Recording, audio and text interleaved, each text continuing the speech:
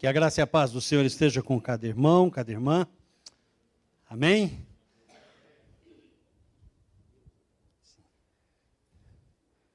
Muito bom podermos louvar a Deus, orar ao Senhor, colocar as nossas petições, o consolo que vem de Deus.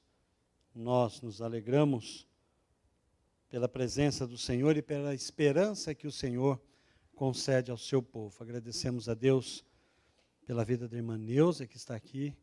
Irmã Neuza, que Deus continue a abençoá-la, consolando o seu coração, fortalecendo. Irmã Neuza perdeu seu filho essa semana, vamos estar intercedendo por ela. Depois você dê um abraço nela, ela sentiu o amor da nossa igreja, o cuidado da nossa igreja. Amém? Irmã Orleide também. O pastor Neto vai estar indo agora lá no velório, ela perdeu a sua mãe, também dará um abraço em nome da nossa igreja, ali representando a nossa igreja. A palavra de Deus que está registrada em Lucas, no capítulo 8, nós leremos do verso 4 ao verso 9, e depois nós vamos ler do verso 11 ao verso 15.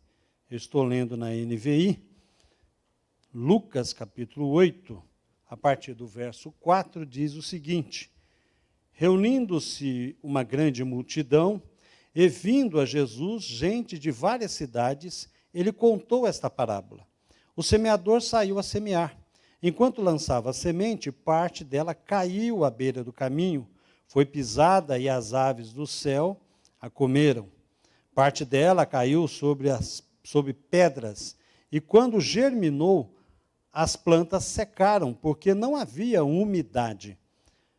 Outra parte caiu entre espinhos, que cresceram com ela e sufocaram as plantas. Outras ainda caiu em boa terra, cresceu, deu boa colheita a 100 por 1. Tendo dito isso, exclamou: aquele que tem ouvidos para ouvir, ouça.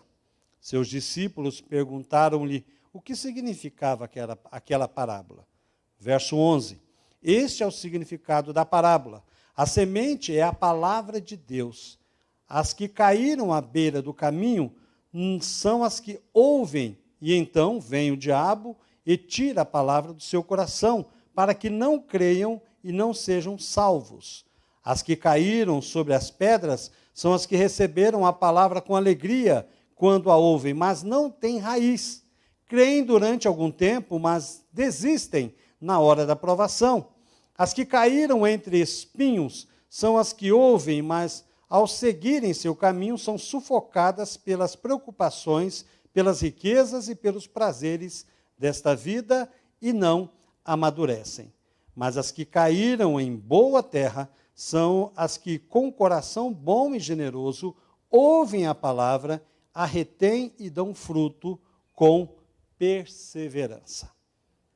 Muito obrigado, Senhor, pela sua palavra. Pedimos que, em nome de Jesus, o Senhor fale conosco e que nós possamos aprender e apreender aquilo que o Senhor tem para cada um de nós nesta manhã.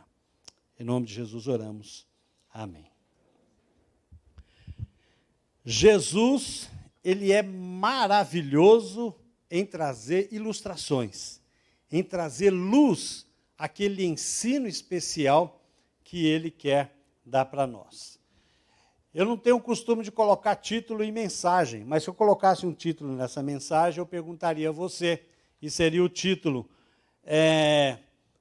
qual é o seu coração? Ou qual é o seu solo? Seria o título dessa mensagem. Jesus nos ensina algo precioso aqui, é que ele não se impressiona com multidões, ele não se impressiona com pessoas, com quantidade de pessoas que vêm à igreja, com quantidade de pessoas que estão buscando a Deus, porque ele conhece o coração de cada um de nós. Ele sabe a intenção que está em nosso coração. Ele sabe o motivo pelo qual estamos aqui. Ele sabe o motivo pelo qual estamos assistindo pela internet. Ou ele sabe o motivo porque você não está nem escutando a mensagem e nem participando do culto. O Senhor sabe de todas as coisas. e ele não se impressiona com grandes coisas, porque ele sabe o que vai e qual é a intenção de cada um de nós quando estamos buscando a sua presença. Nós temos aqui nesse texto uma comparação de várias pessoas que recebem, ou vários tipos de pessoas, pelo menos 4 tipos de pessoas que recebem a palavra de Deus. E eu quero ler tanto o texto do início, quando ele fala da semente, quando ele dá o seu significado a cada um delas. O primeiro significado é o coração, que é um coração endurecido. O verso 5 e o verso 12 dizem assim: o semeador saiu a semear. Enquanto lançava a semente, parte dela caiu à beira do caminho. Foi pisada e as aves do céu a comeram. O verso 12. As que caíram à beira do caminho são os que ouvem, e então vem o diabo, tira a palavra dos seus corações, para que não creiam e não sejam salvos. Coração endurecido. Um coração duro é um coração, é um solo batido. Sabe o que é um solo batido? Não era cimentado, mas é um solo que de tantas pessoas pisarem, de tanto andar, aquele solo ficou batido, ficou endurecido. Então, quando cai a semente não consegue se aprofundar, não consegue germinar. Esse é um coração de uma pessoa endurecida. É a pessoa que já andou tanta coisa na sua vida, ele recebe tantas coisas, tantos ensinos, busca tantas coisas em vários lugares, que o seu coração endurece. Ele não tem clareza da palavra de Deus. Ele não permite que essa semente entre, porque, na verdade, precisa ser arado esse coração. Ele precisa ser rasgado para que a semente possa adentrar dentro da sua terra, daquele coração, para que possa germinar.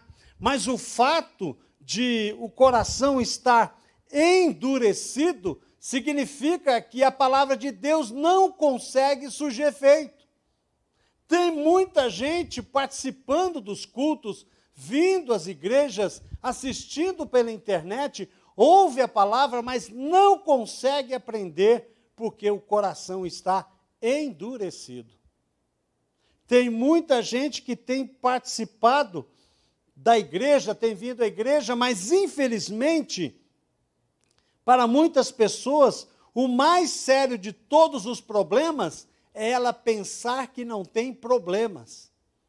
É a pessoa que está cheia de si, é a pessoa que às vezes ouve muitas coisas e diz o seguinte: eu me basto, eu não preciso nada disso, eu não preciso de Deus. Aliás, para mim Deus nem existe. Então tenha o seu coração endurecido, recebe a palavra, mas não consegue aprender e não entender a palavra do Senhor. Muitas dessas pessoas, infelizmente, têm um coração tão duro que quando cai a semente, o diabo vem e rouba essa semente.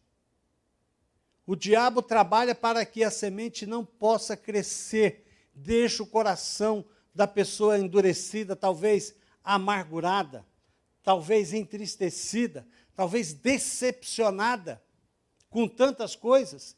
Então ela endurece o seu coração de tal forma que Deus não consegue falar a esse coração. E ela não tem compreensão do seu estado espiritual, e não tendo essa compreensão, ela não é capaz de permitir que Deus possa entrar no seu coração. Só um milagre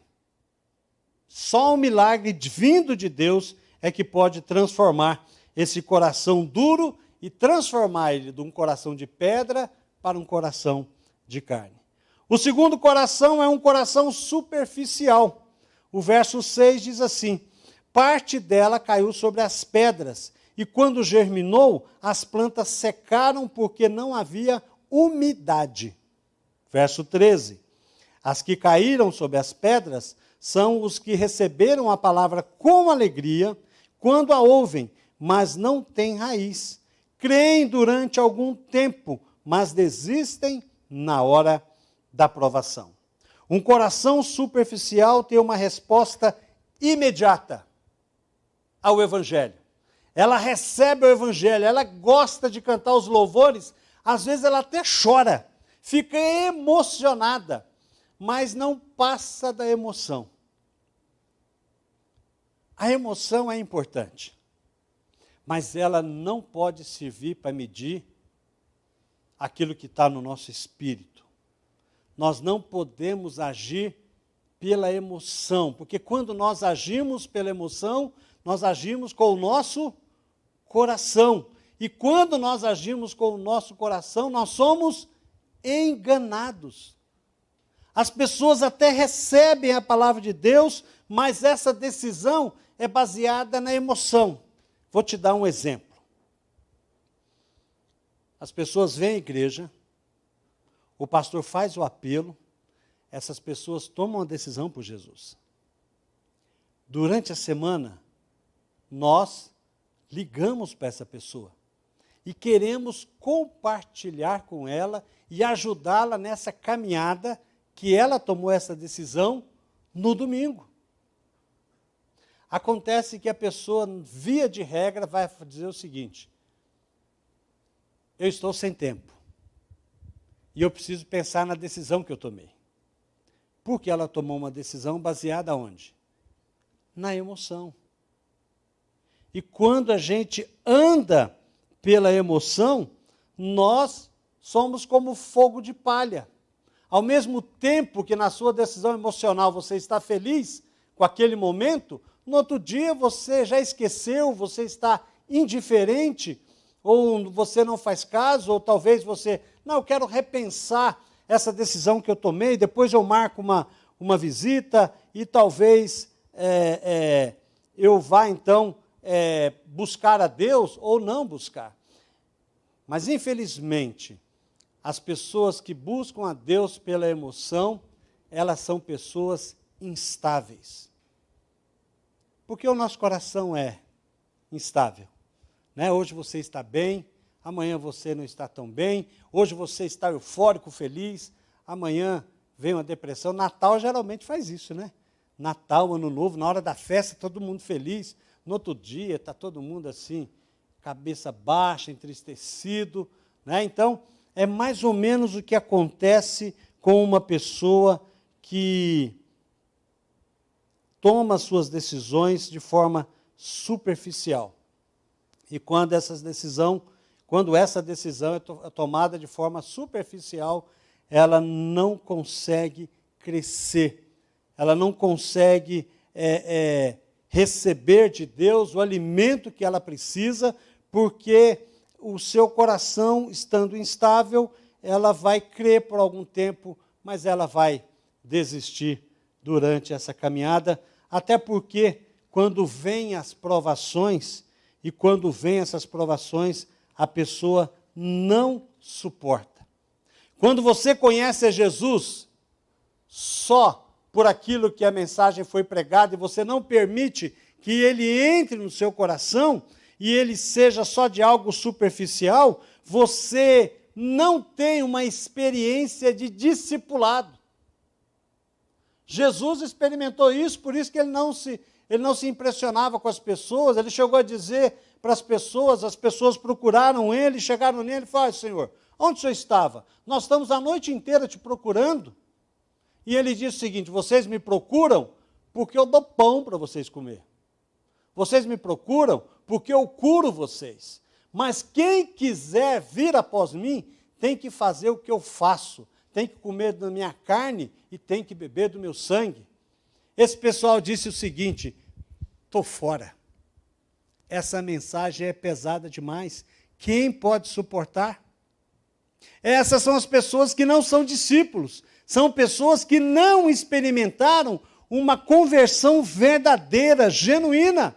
Mas quando Jesus olha para o discípulo e fala assim: olha, eles me abandonaram. Vocês querem ir embora também?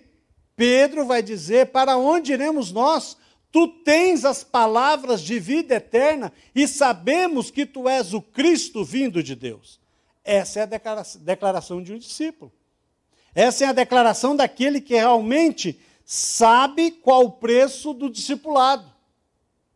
As pessoas dizem o seguinte: pastor, para ser crente, então eu preciso fazer o quê? Eu preciso me comprometer com Jesus? Digo, sim, você precisa se comprometer com Jesus. E como é que tem que ser minha vida? A sua vida tem que ser assim, ó, andar com a Bíblia, lendo a Bíblia, orando a Deus, negando-se a si mesmo, pagando o preço pelo discipulado, dizendo não a você mesmo.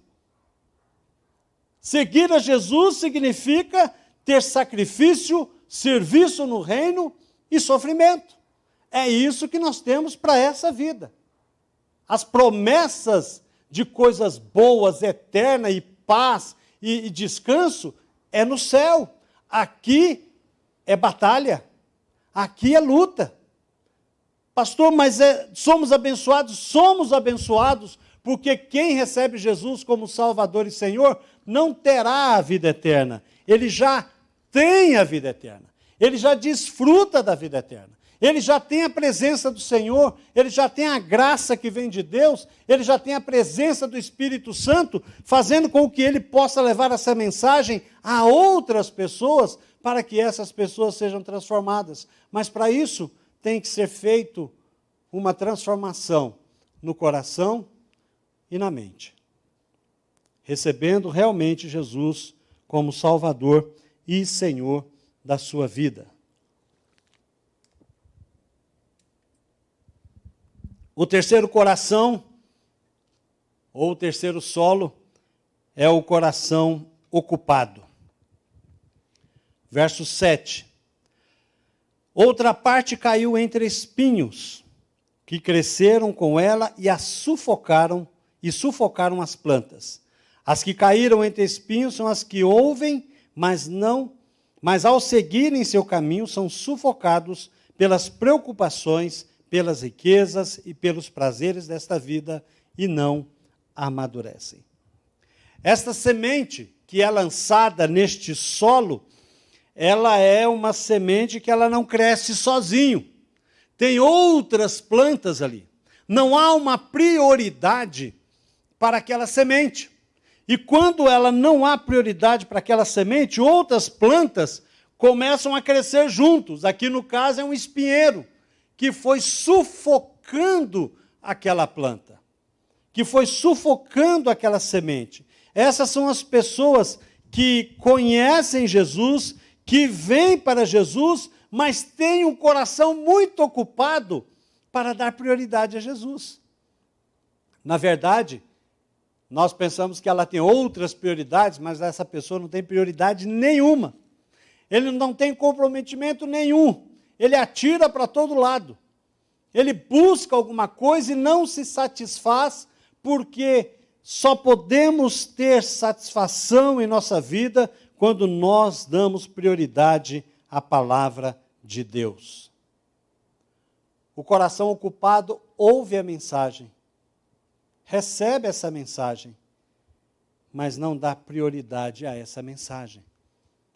Ele até entende, ele até crê por um tempo, ele até caminha por um tempo, andando assim, mas o mundo e as ofertas que o mundo traz para essa pessoa está tomando o seu coração.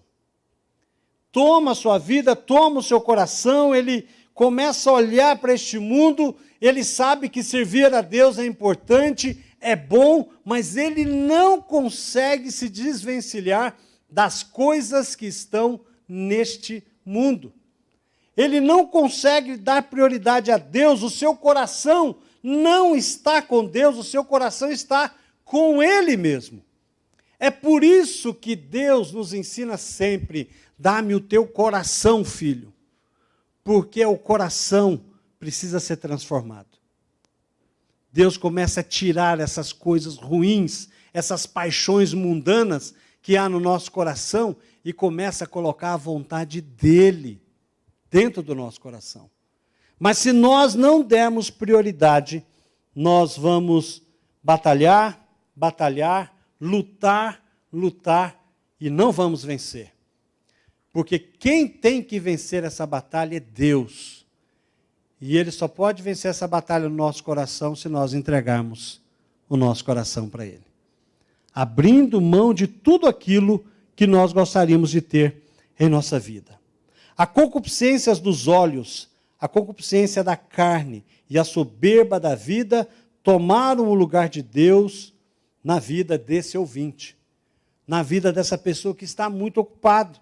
Um coração ocupado é sufocado pela fascinação da riqueza. Esse ouvinte dá mais valor à terra do que ao céu. Esse camarada está até na igreja, vem até na igreja, mas quando você fala de arrebatar, de ir para o céu, ele fala, não, eu ainda tenho que conquistar muitas coisas aqui, eu tenho muitas coisas para fazer, e eu prefiro que Jesus segure um pouquinho aí. Aguenta a mão aí, hoje de manhã nós estávamos conversando aqui, e o Roberto falou assim, se quiser vir agora, Roberto, pode vir, é já. É assim que temos que ser. Clamar ao Senhor, Maranata, a hora vem, Senhor Jesus. Quando ouvir uma mensagem escatológica, não fique com medo, se alegre no coração. Mas a pessoa que entristece, que não quer ouvir, talvez é essa pessoa que está ocupada com muitas coisas e não quer dar prioridade à palavra do Senhor. Mais importante são os bens materiais do que a graça de Deus. O dinheiro é o seu Deus. Não tem um coração em Deus, tem um coração na riqueza. Essa pessoa sofre demais, ela é frustrada demais, porque começa a buscar uma graça e um evangelho que não faz parte daquilo que o Senhor ensinou. Sabe onde você vê muito isso, essa frustração? Muita gente que busca a teologia da prosperidade. Quando você vai buscar essa teologia da prosperidade, que eu já disse e repito, eu acho que é uma teologia criada no inferno, para enganar as pessoas, para colocar as pessoas, o coração das pessoas nas coisas deste mundo, pensando que Jesus morreu para me dar uma vida boa, pensando que Jesus morreu na cruz para que eu tenha uma vida abastada, ou para que eu tenha um casamento feliz. Jesus não morreu na cruz para que você tenha um casamento feliz. Nós temos um casamento feliz, é consequência, mas isso não é o principal. Jesus morreu na cruz para que nós pudéssemos santificar a nossa vida, andar na presença dEle e glorificar o Senhor através da nossa vida.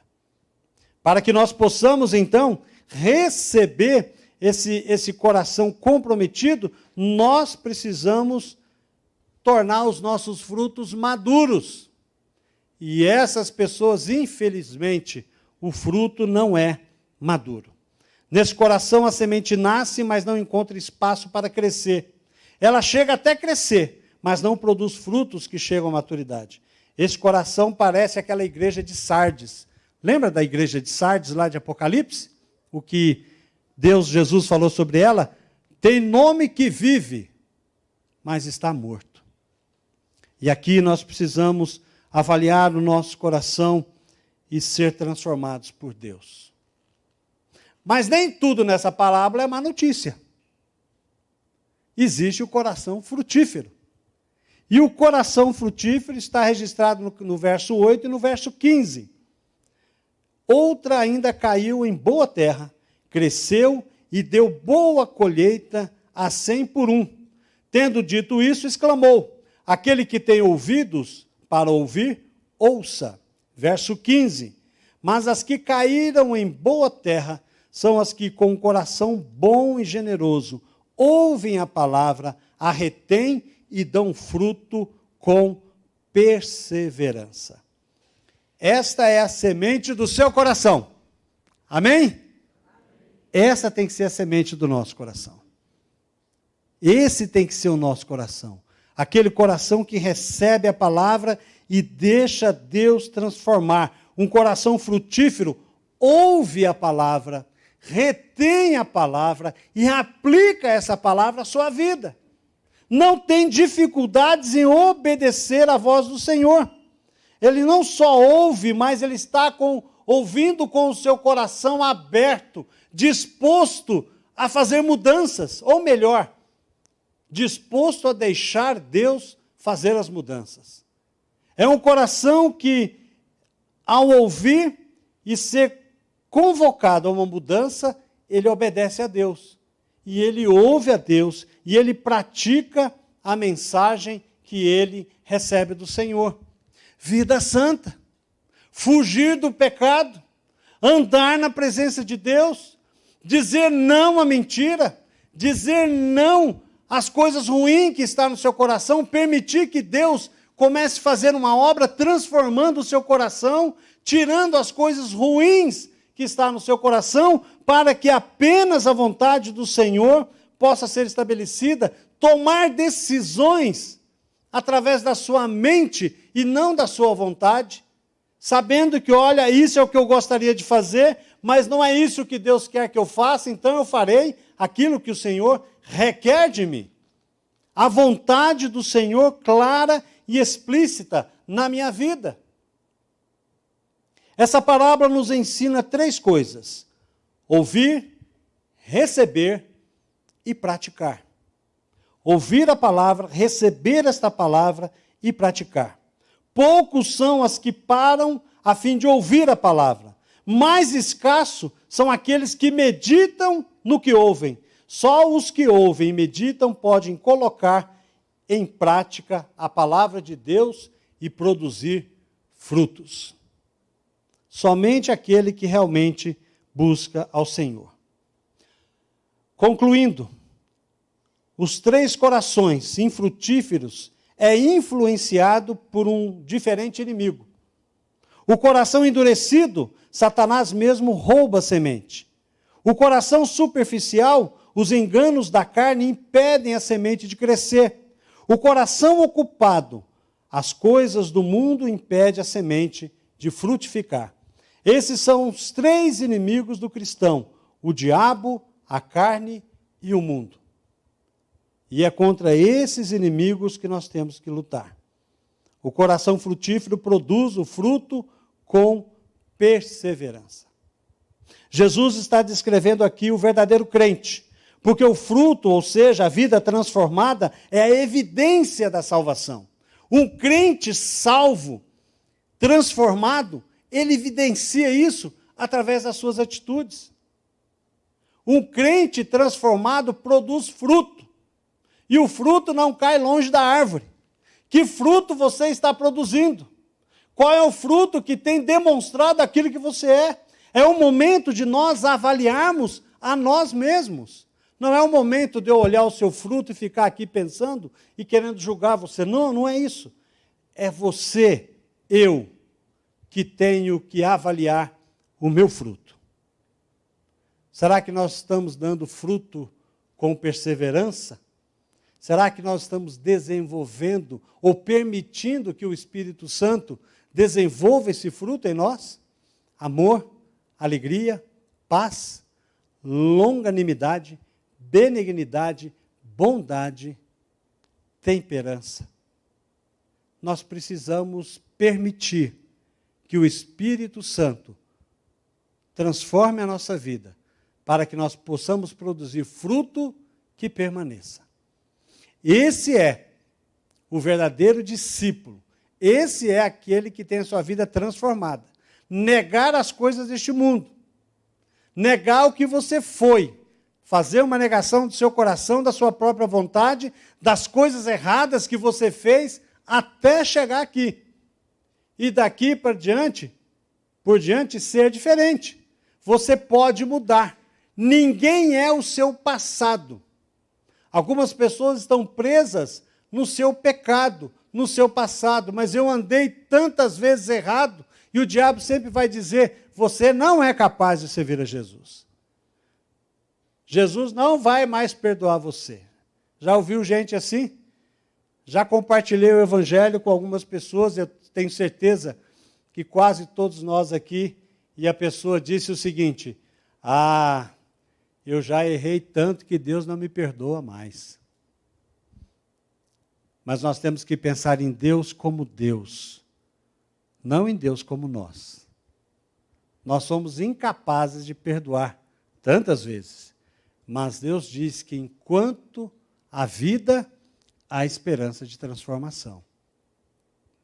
E se você se arrepender do seu pecado e quiser realmente ter uma vida transformada, fazendo a vontade do Senhor, você deve orar e pedir para Deus tirar esse coração endurecido, esse coração superficial, tirar de você esse coração ocupado, mas transformar num coração em que o Espírito de Deus pode habitar e transformar a sua vida.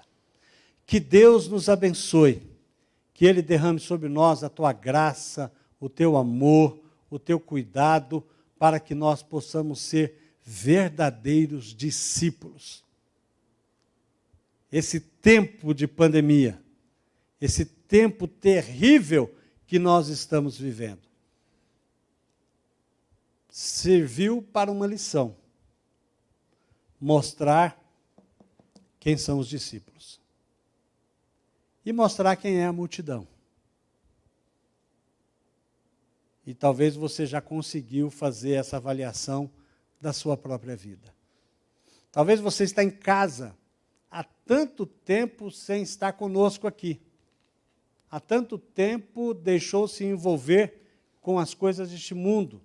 Ou talvez está na igreja, mas está com o coração tão endurecido pelas mágoas, pelas tristezas, pelas decepções. Mas sabendo que o nosso Deus é um Deus que tem mais disposição para nos abençoar do que o diabo para nos amaldiçoar. Talvez nós não entendemos todas as coisas que estão acontecendo. Talvez não teremos respostas aqui. Mas Deus diz para nós uma coisa importante: simplesmente confie.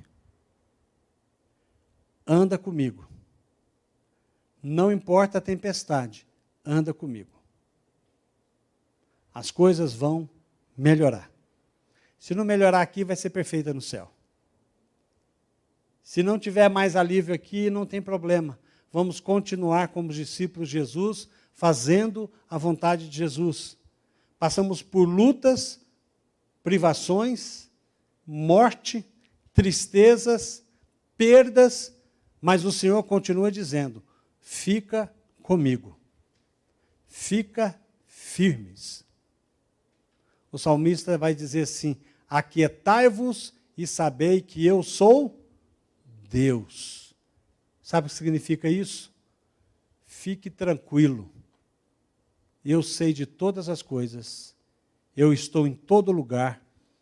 E eu tenho poder sobre todas as coisas. Nós não temos. Deus tem. Então que nós possamos andar como os discípulos verdadeiros na presença de Jesus. Vamos orar? Senhor, nós te louvamos, ó Deus, por cada irmão, cada amigo que aqui está, e te louvamos pelo desafio da tua palavra à nossa vida. Senhor, perdoa os nossos pecados, ó Pai. Perdoa as nossas falhas. Tantas vezes, ó Deus, estamos com o nosso coração ocupado, tantas vezes superficial, tantas vezes, ó Deus, com os nossos corações endurecidos, mas pedimos ao Senhor que, em nome de Jesus, queremos, ó Deus, andar na Tua presença, queremos enfrentar tudo aquilo que temos que enfrentar, mas fazê-lo, ó Deus, debaixo do Teu cuidado. Ó Deus, se existe alguém aqui nesta manhã, e eu creio que há, pessoas que estão participando presencialmente ou pela internet, que têm o seu coração endurecido, já perdeu a fé, Senhor, o Senhor não é mais relevante a essa pessoa. Algumas pessoas que têm um relacionamento tão superficial com o Senhor, buscando coisas deste mundo, ou talvez um coração muito ocupado para dar prioridade ao Senhor. O Senhor pode transformar, Senhor. O Senhor pode fazer milagre. Rasga esse coração, ó Deus. Coloca a Tua palavra e a ela seja dada prioridade para que ela possa crescer de forma profunda, ó Deus, enraizada na Tua palavra, alicerçada no Teu nome, Senhor Jesus, para que ela possa dar fruto com perseverança e fruto que permaneça. Em nome de Jesus, Senhor, tenha misericórdia das nossas vidas. Tira toda mágoa, todo rancor, toda tristeza, ó Deus, porque a Tua palavra diz que na Tua presença há plenitude de alegria, Senhor. Coloca, Deus de amor, a Tua vontade em nosso coração. Coloca, Deus de amor, a disposição de obedecer a Tua voz.